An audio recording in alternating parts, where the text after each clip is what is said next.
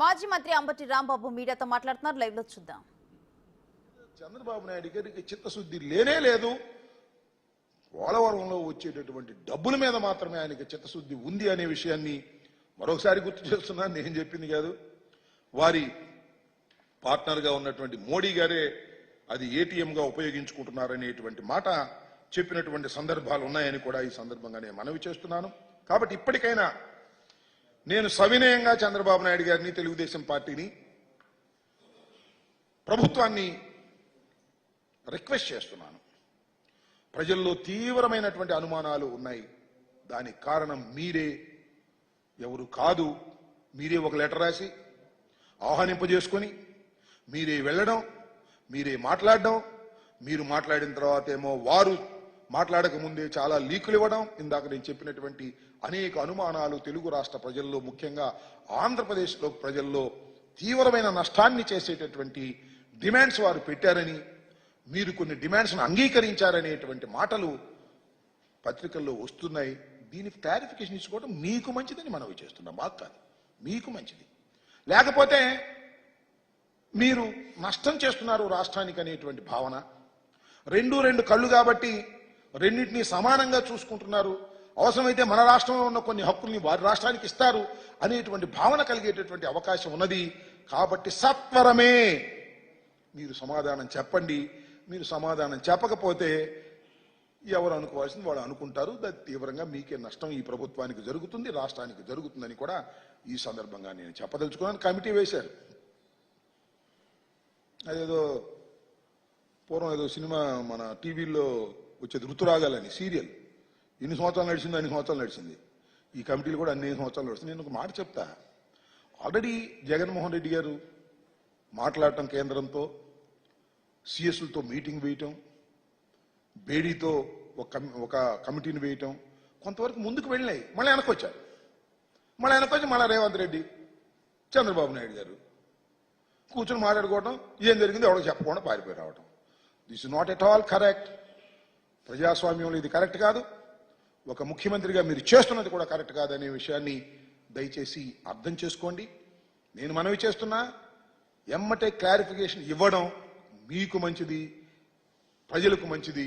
లేదు మా ఇష్టం, మాకు సాగుతుంది, మేము చెప్పాల్సిన అవసరం లేదు, అవసరమైతే తిరుపతి గుడిలో కూడా ఇచ్చేసేస్తాం, దైవాన్ని కూడా ఇచ్చేస్తాం, లేదా తీర ప్రాంతంలో కూడా ఇస్తాం, మాకు రెండు కళ్ళు, మా రెండు సమానమే, మా తెలుగుదేశం పార్టీ కూడా అక్కడ ఉంది కాబట్టి రాబోయే కాలంలో తెలుగుదేశం బాగా పెరగాలంటే మనం కొంత ఇస్తామంటే ఉపయోగం జరిగిద్దని పిచ్చి ఆలోచనలు చేశారా? ఎక్కడైనా పోతారు. అది ఆలోచించుకోమని ఈ సందర్భంగా నేను చెప్పదలుచుకున్నాను.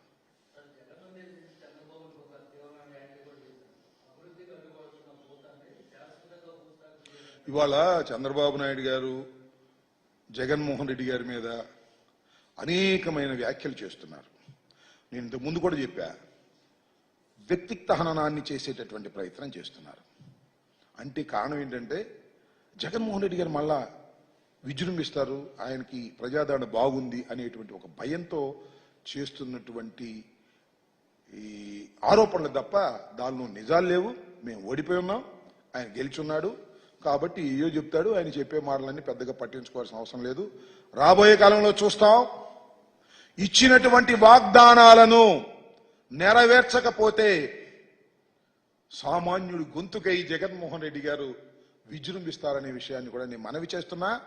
మీరు చేసిన ప్రతి వాగ్దానాన్ని నిలబెట్టుకున్న రోజునే మీరు మీ పార్టీ మనుగడ సాధిస్తుంది, లేకపోతే మనుగడ సాధించదు.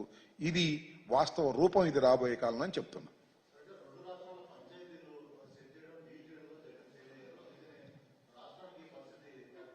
రెండు రాష్ట్రాల పంచాయతీనా? ఏం పంచాయతీ ఉంది? చాలా పంచాయతీలు ఉన్నాయి. డీల్ చేయటంలో అట్ట అనుకుంటే ఇంకోటి కూడా అనుకోవచ్చు కదా. చంద్రబాబు నాయుడు గారు 5 సంవత్సరాల్లో డీల్ చేయడంలో ఫెయిల్ అయితేనే కదా మళ్ళీ జగన్మోహన్ రెడ్డి గారి దగ్గరికి వచ్చింది. సో ఇది ఏం జరిగిద్దంటే, నేను ఒకటి చాలా స్పష్టంగా చెప్పదలుచుకున్నా. కొన్ని విషయాలు ఖచ్చితంగా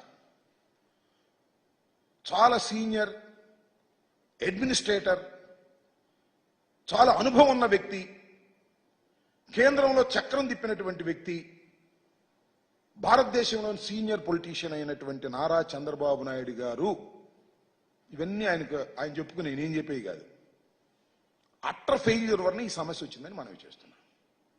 చూడండి మీరు ఒకసారి. విభజన చట్టంలో ఉన్నటువంటి అంశాలు, ప్రత్యేక హోదా హామీ. ఎందుకు ప్రత్యేక హోదా వదిలేశావు ఆ రోజున? ఎందుకు ప్రత్యేక ప్యాకేజీకి వచ్చావు? ఇవాళ ఎందుకు అడగడం లేదు ప్రత్యేక హోదా? చెప్పండి.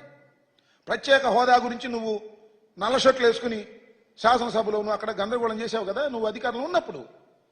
ఇవాళ నీ మీద ఆధారపడేటువంటి ప్రభుత్వం వచ్చిన తర్వాత మీరెందుకు ప్రత్యేక హోదాని అడగడానికి కూడా భయపడుతున్నారు? చెప్పండి సమాధానం. నేను మనవి చేస్తున్నా, 5 సంవత్సరాలు నువ్వు ముఖ్యమంత్రిగా మీరు ఎన్నుకోబడ్డారు రాష్ట్ర ప్రజల ద్వారా. శభాష్, మాకు 67 వచ్చాయి, మీరు అధికారంలోకి వచ్చారు. బహుశా అప్పుడు విభజించబడినటువంటి రాష్ట్రానికి అన్యాయం జరిగింది కాబట్టి, అన్యాయం జరిగిన రాష్ట్రానికి అనుభవజ్ఞుడైనటువంటి చంద్రబాబు నాయుడు గారు వస్తే బాగుంటుందని వేశారు. ఎందుకు వేశారో ఓట్లు వేశారు, మీరు అధికారంలోకి వచ్చారు. అనుభవజ్ఞులు 5 సంవత్సరాలు ఏం చేశారబ్బా? 5 సంవత్సరాలు మీరు చేసింది ఏంటి? కేసులో ఇరుక్కోకుండా తప్పుకోవడం కోసం ఆంధ్ర రాష్ట్రాన్ని పణంగా పెట్టారే. 9-10 షెడ్యూల్లో ఉన్నటువంటి ఆస్తుల పంపకం జరగకోకుండానే, ఇక్కడ శాసనసభను ఏర్పాటు చేసుకోకుండానే, ఇక్కడ ఆల్టర్నేటివ్ ఇన్ఫ్రాస్ట్రక్చర్ రాకముందే 10 సంవత్సరాలు అవకాశం ఉన్నా కూడా పారిపోయి వచ్చారు అంటే భయపడి కాదని అడుగుతా ఉన్నా, చెప్పమని అడుగుతా ఉన్నా. చంద్రబాబు నాయుడు గారు ఇన్ని ద్రోహాలు చేసి, సరే వాళ్ళు చెప్తున్నాడు ఆయన గెలిచాడు కాబట్టి రకరాలు, ఎన్నో ద్రోహాలు విడిపోయిన రాష్ట్రానికి చేసినటువంటి వ్యక్తి నారా చంద్రబాబు నాయుడు గారు. అనాలంటే ఆయనకి పెద్ద కంఠం, 5-6 ఛానల్స్ అన్నీ చూపిస్తాయి. జగన్మోహన్ రెడ్డి గారు దుర్మార్గుడు, జగన్మోహన్ రెడ్డి గారు దెయ్యం, ఇలాంటి పిచ్చి మాటలన్నీ మాట్లాడే కార్యక్రమం చేస్తున్నాడు తప్ప, మీరు ఆంధ్ర రాష్ట్రానికి ద్రోహం చేసింది, విడిపోయినటువంటి రాష్ట్రానికి 2 సార్లు ద్రోహం చేస్తున్నారు. ఇవాళ కూడా మీరు ద్రోహం అయింది. ఈ మీటింగే పెద్ద ద్రోహం. ఈ మీటింగ్ వల్ల కొత్త డిమాండ్స్ వచ్చాయి. వాళ్ళకి కొత్త డిమాండ్స్ పెడుతున్నారే, తిరుమల తిరుపతి దేవస్థానంలో వాటా కావాలని, అలాగే పోర్ట్స్లో వాటా కావాలని, ఎప్పుడో విభజన చట్టం ప్రకారం వచ్చేసినటువంటి 7 గ్రామాలు వెనక్కి రావాలని, 7 మండలాలు వెనక్కి రావాలని కొత్త డిమాండ్స్కి ఆస్కారం ఇచ్చారా మీరు? ఏమిటిది? What is this? ఏం చేస్తున్నారు మీరు? ఈ రాష్ట్రానికి న్యాయం చేస్తున్నారా, అన్యాయం చేస్తున్నారా? సో ఎన్నైనా జగన్మోహన్ రెడ్డి గారిని అనేటువంటి కార్యక్రమంలో చంద్రబాబు నాయుడు గారు ఉన్నాడు. చంద్రబాబు నాయుడు గారి ద్రోహం వల్లనే ఈ రాష్ట్రానికి విభజన చట్టం ప్రకారం రావాల్సినటువంటి రాయితీలు రాకోకుండా పోయాయనే విషయాన్ని దయచేసి గమనించాలని కూడా మనం చేస్తున్నాం.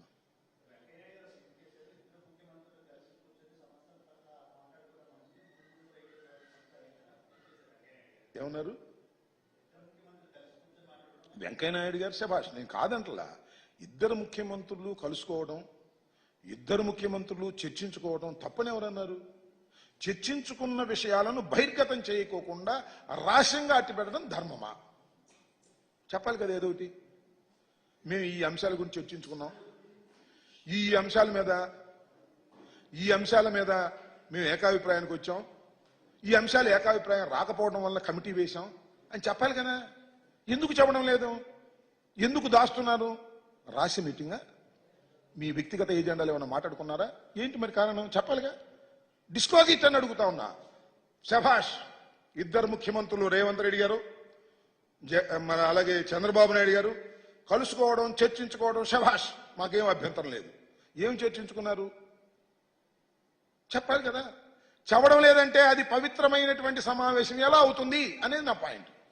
వెంకయ్యనాయుడు గారు చెప్పినట్టుగా నేను I'm also accepting, everybody accepting. 2 రాష్ట్రాలు పక్క పక్కన ఉన్న రాష్ట్రాలు కూర్చుని మాట్లాడుకుంటే తప్పే ఉంది? ఏం తప్పలేదు. ముఖ్యమంత్రుల హోదాలో మాట్లాడుకోవాలి, సమస్యలు పరిష్కరించుకోవాలి, తప్పలేదు. కానీ మళ్ళీ వెనక్కి వచ్చేసారే, మళ్ళీ చర్చలు మొదలుకు వచ్చినాయే. కొన్ని కోర్టుల్లో ఉన్నాయి అంశాలు, కొన్ని షీలాబేడి కమిటీ వేశారే, ఇంత పురోగతి సాధించామే. మీకు ఇంకో విషయం చెప్తున్నా, పోలవరం విషయంలో ఛత్తీస్గఢ్ అలాగే ఒరిస్సాకి ఉన్నటువంటి ఇష్యూస్ని వీఆర్ సెటిలింగ్ అవుట్. నేను ఇంకోటి కూడా మనవి చేస్తున్నా, ఈవెన్ సిడబ్ల్యూసి కోర్టులో, సెంట్రల్ వాటర్ కమిషన్ కోర్టులో అఫిడవిట్ ఇచ్చింది. ఏమని? పోలవరం వల్ల ఒరిస్సాకి ఛత్తీస్గఢ్కి ముప్పు రాదు అని క్లియర్గా ఇచ్చేశారు.